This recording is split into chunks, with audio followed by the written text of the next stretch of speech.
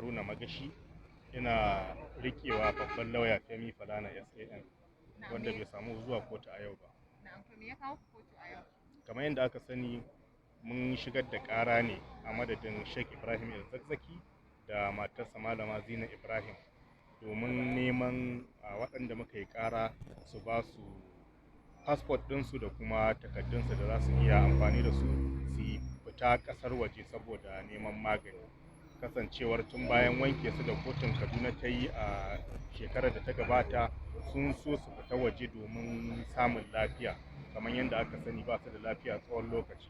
To amma hukuma kuma sai ta riƙe fasfot ɗinsu aka hana su. To shine muka zo kotu don neman kotu ta bada oda a ba su fasfot ɗin don su samu fita ƙasar waje neman magani. To ya aka yi a kotu yau, menene aka cimma? To dama mun kai takaddunmu ta ɓangaren mu da muke ƙara kenan.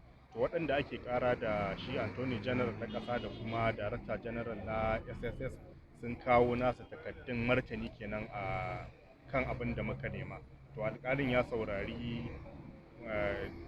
saurare mu a yau ɗin, sannan ya saka ranar 9 ga watan March ta wannan shekara domin a zo a saurari dukkan bayananmu, a saurari nasu, daga nan kuma zai sa ranar da zai yi hukunci.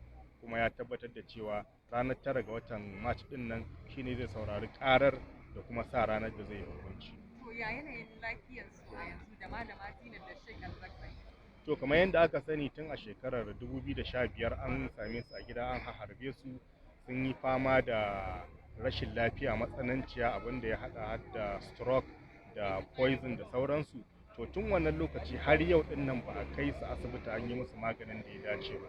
Don haka bayan fitowarsu daga gidan kaso suke neman a ba su fasfot ɗinsu domin su je ƙasar waje neman magani, amma har yanzu ba su da lafiya, musamman ita Malama Zina.